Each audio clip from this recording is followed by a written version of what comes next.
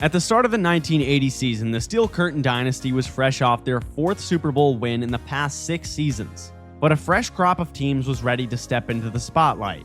And by the end of the year, we had one of the most unlikely Super Bowl champions of all time. The year was full of parity.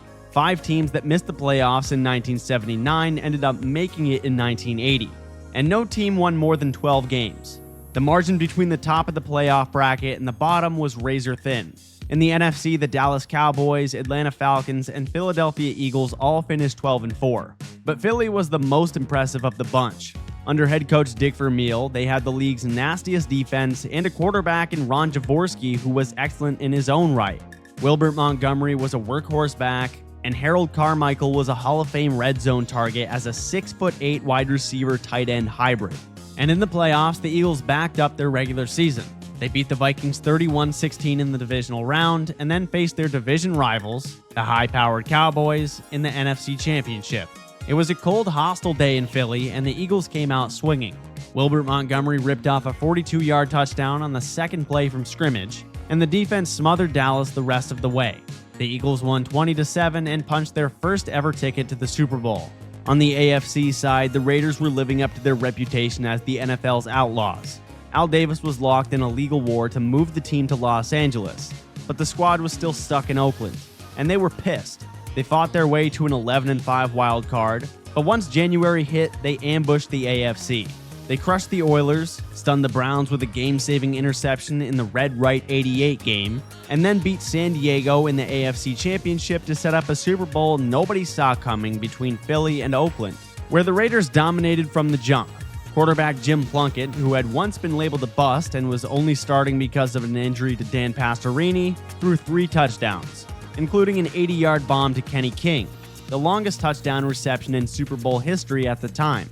Oakland's defense picked off Jaworski 3 times, Plunkett was named Super Bowl MVP, and the Raiders became the first wildcard team to win the Super Bowl. The league MVP was Browns quarterback Brian Sipe, who threw for 4,100 yards and 30 touchdowns. Absurd numbers for this era.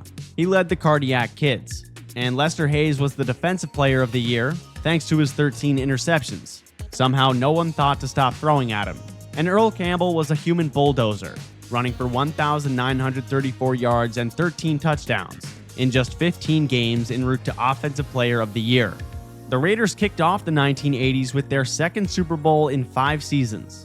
But this time, it wasn't the OG version led by Ken Stabler and John Madden. It was Plunkett's redemption, Tom Flores' quiet brilliance, and Al Davis' middle finger at the rest of the league. For the Eagles, it was a dominant season all for naught.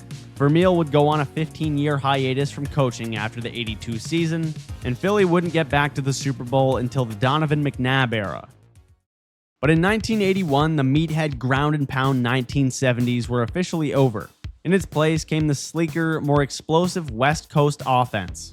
Bill Walsh's vision of precision timing and surgical passing turned the game on its head and gave birth to a new dynasty in the process. The San Francisco 49ers had mostly been a joke.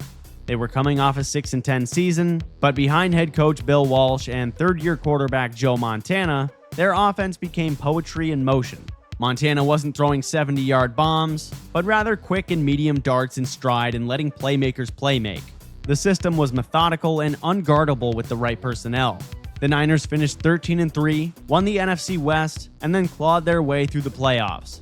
First, they outlasted the Giants. Then came the NFC Championship against Tony Dorsett and the Dallas Cowboys, a team that had haunted San Francisco for a decade.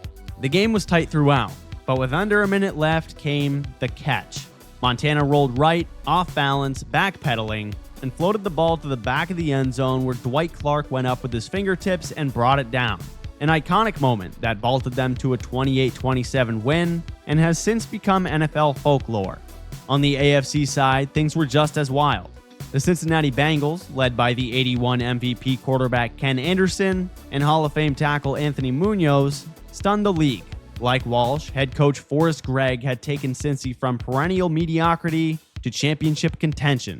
In the frigid AFC Championship, known forever as the Freezer Bowl, the Bengals beat the Chargers 27-7 in a wind chill of -59. The Dan Fouts-led number 1 offense never stood a chance in those conditions. In Super Bowl 16, the 49ers raced out to a 20-0 lead. then held on as the Bengals stormed back. Montana threw for 157 yards and a touchdown, while the Niners defense made a game-saving goal line stand in the third quarter. San Francisco won 26-21. Montana earned Super Bowl MVP, and just like that, a dynasty was born. But for the Bengals, this would be their closest shot at a ring for a while. However, deja vu would come later on in the decade. Elsewhere, Giants rookie Lawrence Taylor completely redefined the outside linebacker position, making a mockery of the league on his way to Defensive Rookie of the Year and Defensive Player of the Year. Nobody had ever seen anything like him. And for the Cowboys, the catch symbolized the end of an era.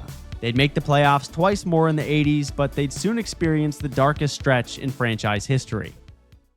And disappointingly, in 1982, a 57-day players' strike chopped the season down to just 9 games. With the league trying to form some semblance of an entertaining season in limited time, the standings were scrambled and the playoff format was overhauled. But out of the ashes rose a new powerhouse. Because of the strike, the NFL scrapped divisions and went with a 16-team Super Bowl tournament, 8 teams per conference, all seeded by overall record.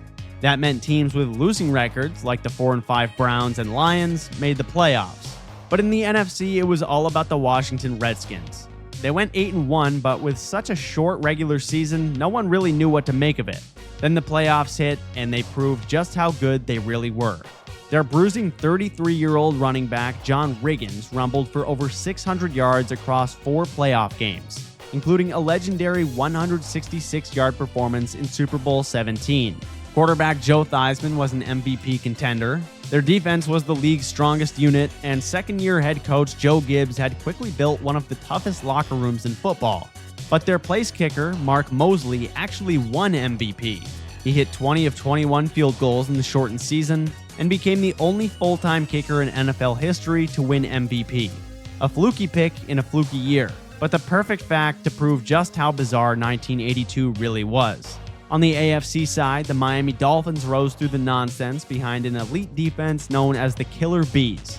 They shut out the Jets in a rain-soaked AFC Championship game marred by 9 combined turnovers and a notoriously muddy field, which set the stage for a rugged Super Bowl. The Dolphins jumped out to a 17-10 lead, but then the Redskins imposed their will, with Riggins delivering the game's signature moment, a 43-yard fourth-down touchdown where he stiff-armed Don McNeil into oblivion. Washington won 27-17, and Riggins was named Super Bowl MVP. Gibbs and company were for real. It was a tough loss for Miami, but just months later, they would go on to draft their most important player in franchise history. Elsewhere, Lawrence Taylor won Defensive Player of the Year once again, and Marcus Allen won Offensive Rookie of the Year, hinting at the superstardom to come. And for the league, the labor tension wasn't over, but the wild Super Bowl tournament experiment worked just well enough to keep fans happy. And on a more exciting note, far before the 1983 regular season, the NFL draft was historic. It gave us John Elway, Dan Marino, and Jim Kelly all in the first round. Elway was the top pick, famously refusing to play for the Baltimore Colts, which led to his eventual trade to the Denver Broncos. Kelly went to the USFL temporarily, and Marino fell to 27th overall, taken by the Miami Dolphins after a late career college slump and rumors of substance abuse scared teams off. So, of course, mid-80s Miami was the perfect environment for the young lad. But it was still the old heads dominating on the field, especially Joe Theismann, who won MVP, leading Washington to a league-best 14-2 record. He threw for over 3,700 yards and 29 touchdowns, commanding an offense that looked even better than it had during their Super Bowl run the year before. Meanwhile, the Los Angeles Raiders were heating back up. They went 8-1 in the shortened 82 season and 12-4 in 83. The defense, led by Howie Long, was menacing. But electric running back Marcus Allen and all-pro tight end Todd Christensen put the offense near the top of the league. In the playoffs, they blew out the Steelers, then shut down Steve Largen's Seahawks in the AFC Championship, booking their trip to Super Bowl 18. Over in the NFC, the 49ers, Cowboys, and Lions all made noise. But it was Washington that surged to the Super Bowl once again, demolishing the Rams and then beating the 49ers in the playoffs. Their offense was a juggernaut, averaging 34 points per game, and a repeat looked most likely. But in one of the most lopsided title games in NFL history, the Raiders dominated from the start. They blocked a punt for a touchdown, forced 5 turnovers, and Super Bowl MVP Marcus Allen had a 74-yard reverse field touchdown run. The Raiders won 38-9, giving Al Davis a Super Bowl in both Oakland and Los Angeles. Elsewhere, Eric Dickerson made waves rushing for over 1,800 yards to win Offensive Rookie of the Year. But the 1983 class would prove to be all about the quarterbacks. And in 1984, the world would be blessed with the quarterback matchup of the century. In the NFC, the 49ers ran roughshod through the regular season to the tune of a 15-1 record. They now had an elite backfield committee of Wendell Tyler and Roger Craig to complement Montana, and the defense was still led by Hall of Famer Ronnie Lott. San Francisco's road to the Super Bowl was just as easy as their regular season. They dismantled the Giants 21-10, then shut out the Bears 23-zip in the NFC Championship to march into Super Bowl 19 without so much as a scratch. But down in South Florida, Dan Marino broke the league with his freakish arm talent. He threw for 5,084 yards and 48 touchdowns. Both were NFL records and numbers that were 25 years ahead of their time. He had Mark Payton and Mark Duper on the outside, and a head coach in Don Shula who trusted him to throw 40-plus times if needed. Marino ran away with the MVP, and Miami finished 14-2, steamrolling through the AFC playoffs. You couldn't have asked for a better matchup than Montana versus Marino in Super Bowl 19. And it was competitive for about a quarter. But after that, it was all 49ers. Montana shredded Miami's defense, throwing for 331 and accounting for 4 total touchdowns, while Marino kept slinging but never found rhythm under constant pressure. The Niners won 38-16 in a cold-blooded win, and Montana won the game's MVP once again. This was the most complete team of the Bill Walsh era. Montana elevated into true legend status. Roger Craig proved you could dominate as a runner and receiver, and their top-ranked defense became their quiet foundation. Not to mention, they were about to draft the greatest receiver of all time. But for Marino, this was his peak, and his best shot at a title. As great as he was, he would never make it back to the Super Bowl, and his otherworldly 1984 became a masterpiece he could never quite recreate. But that wasn't all that happened in 1984. The Jets' Mark Gastineau set a new single-season sack record with 22, and Eric Dickerson galloped through defenses with his signature goggles, upright stride, and smooth acceleration. Rushing for 100 yards 12 times, the Rams running back piled up 2,105 yards on the ground, breaking O.J. Simpson's single-season record, and no one has been able to top that mark since. However, the first season that comes to mind when you think of the 1980s NFL is 1985. And you can't think of 1985 without the Chicago Bears. They went 15-1, but their record doesn't even do it justice. Mike Ditka was the fiery head coach, Buddy Ryan was the defensive coordinator, and between them stood arguably the greatest defense in NFL history. Mike Singletary led the legendary unit that was filled with All-Pros and Pro Bowlers. They led the league in takeaways and were third in sacks. Even on offense, they had the league's second highest scoring unit. Jim McMahon played a blue-collar style of quarterback, and Walter Payton, nearing the end of his prime, finished with over 1,500 rushing yards and proved he could still be the engine of a title team. The Bears cruised through the regular season, save for one bizarre Monday night loss to Dan Marino's Dolphins, which fueled talk of a rematch in the Super Bowl, but Miami never made it.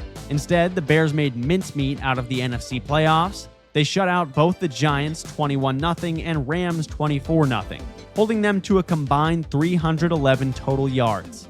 And in Super Bowl 20, they faced the New England Patriots, a Cinderella story that quickly turned into a horror movie. The Bears' defense racked up 7 sacks, Refrigerator Perry rushed for a touchdown, and the final score was 46-10, the most lopsided Super Bowl win ever at the time. The '85 Bears became instant legends. They never would get back to another Super Bowl with that core, as injuries, ego clashes, and Buddy Ryan's departure ruined things. But their legacy and the way they made defense cool and stylish is immortalized, especially in Chicago, where they will never stop obsessing over this team. As for the awards, Marcus Allen won league MVP for the Raiders after racking up 2,300 scrimmage yards and 14 total touchdowns. But Roger Craig became the first back to record 1,000 yards rushing and receiving in the same year. And unsurprisingly, Mike Singletary won Defensive Player of the Year as the spiritual leader of a once-in-a-lifetime defense. And 1986 was completely dominated by defense again, but this time in the NFC East, specifically Bill Parcells' New York Giants. The Giants had been building to this. They were 10-6 the year before and had won their second playoff game under Parcells. But now they took things up a notch. Not exactly shocking considering the fact that Bill Belichick was the defensive coordinator, and they had the single most terrifying player in football. Lawrence Taylor was in full-on God mode. Offensive coordinators devoted entire game plans to him, just in hopes of slowing him down. Yet he still finished the season with 20.5 sacks and wrecked the game week in, week out. He won Defensive Player of the Year and MVP. He was the last defensive player to win league MVP and probably will be forever. The Giants went 14-2, ripping off a 12-game win streak to close the regular season. In the playoffs, they made it look easy. They beat the 49ers 49-3 in the divisional round, then shut out Washington 17-0 in the NFC Championship.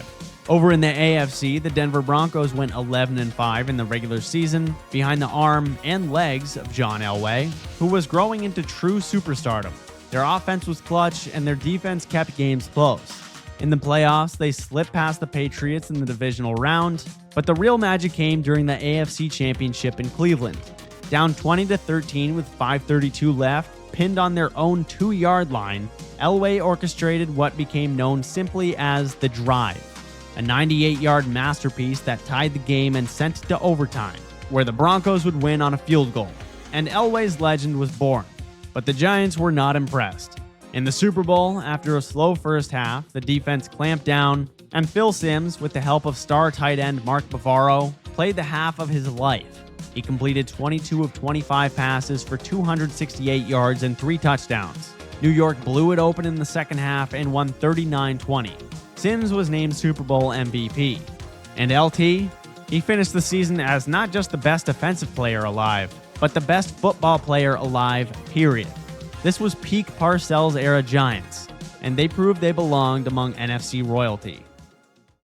However, tragically in 1987, a player's strike blew a hole through the season again, forcing the league to scramble, using literal stand-ins off the street who suited up for 3 surreal weeks of football. Obviously, the on-field product suffered, but out of the mess, we got one of the most unlikely quarterback stories in NFL history.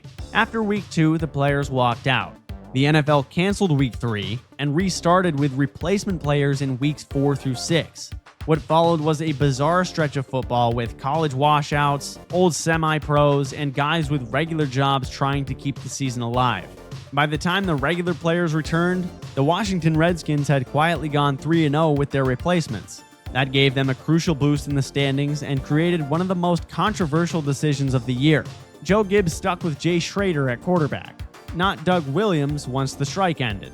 But when Schrader struggled late in the year, Gibbs turned right back to Williams. The veteran journeyman who had never truly been given a franchise of his own changed NFL history as he took them to the Super Bowl. And over in the AFC, John Elway won NFL MVP, carrying a top-heavy Broncos team to a 10-4-1 record. He threw for 3,200 yards and 19 touchdowns, but it was his late-game heroics that won over voters. Denver had no run game and no line, but they had Elway, and that was enough. In 1986, we got the drive, but in the 87 playoffs, we got the fumble, as Browns running back Ernest Biner had the ball stripped inside the 5 as he charged toward the game-tying touchdown late in the AFC Championship. Denver recovered and won the game, earning the opportunity to face Washington in Super Bowl 22. And that's where Doug Williams took over. After trailing 10-0, the Redskins exploded with 5 touchdowns in the second quarter, the greatest single quarter in Super Bowl history. Williams threw 4 touchdown passes in that span, finishing with 340 yards and 4 touchdowns, becoming the first black quarterback to start and win a Super Bowl. Washington won 42-10, and Williams was named MVP. The game was over by halftime. And even though Elway was brilliant all season, he went 14 of 38 and threw 3 interceptions. Denver had now been blown out in back-to-back Super Bowls, and it was starting to look like a pattern.